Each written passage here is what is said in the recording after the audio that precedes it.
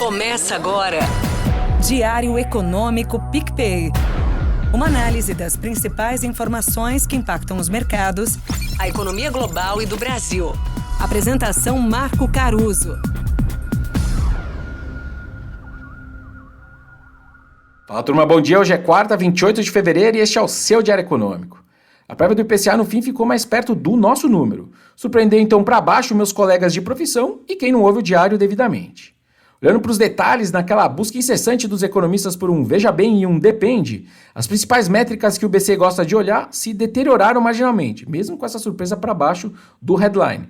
Uma medida que o mercado gosta de olhar é a média dos últimos 3 meses de alguns núcleos. A gente limpa os efeitos sazonais desses meses e anualiza o número.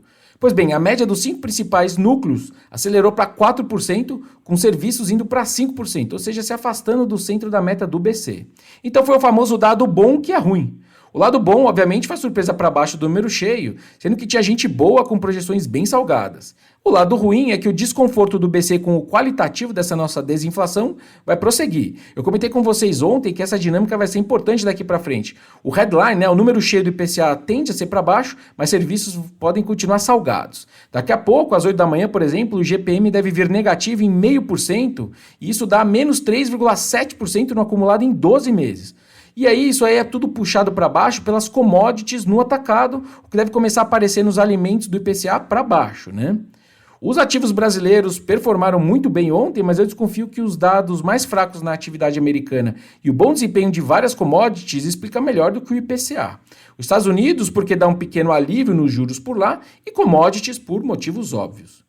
No caso do petróleo, que subiu mais de $1 por barril, tiveram algumas fontes dizendo que a OPEP+ está considerando estender os cortes da produção do petróleo até o segundo tri desse ano.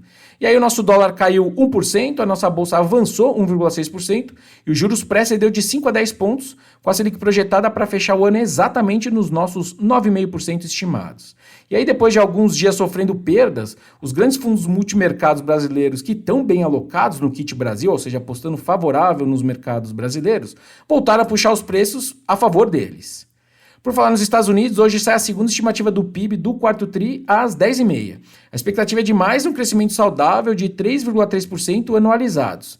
E, apesar das surpresas negativas de ontem que eu comentei, os dados americanos até agora vêm sugerindo que o crescimento do primeiro tri também vai ser perto de 3% mais uma vez, o que é um belo número para Estados Unidos.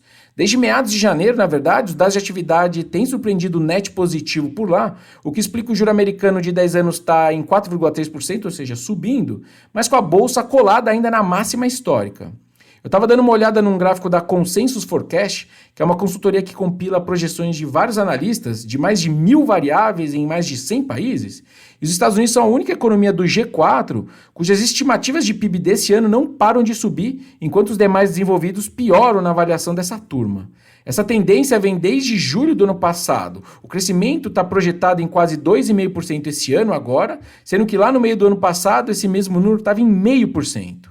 Sobre a Bolsa Americana, eu já falei que tem sido uma boa temporada de lucro para as ações, mas só 5 dos 11 setores do SP500 estão negociando com valuations acima da média recente.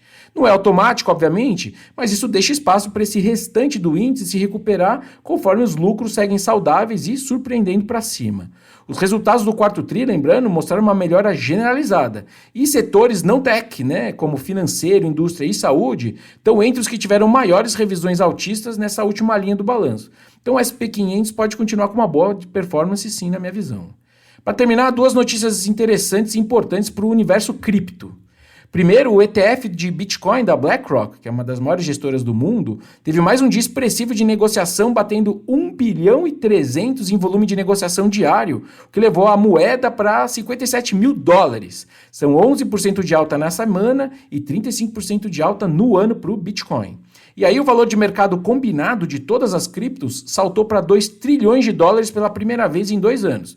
O Bitcoin representa mais ou menos metade disso. É interessante que esses tokens digitais estão subindo mesmo com os investidores reduzindo as expectativas de juros menores esse ano no mundo todo, Ou seja, a criação dos ETFs de cripto e do Bitcoin, nesse caso, deu realmente uma guinada nesse mercado. Bom dia, bons negócios e sorte sempre. Você ouviu? Diário Econômico PicPay. Uma análise das principais informações que impactam os mercados, a economia global e do Brasil. de segunda a sexta, às 6 da manhã, no Spotify e YouTube.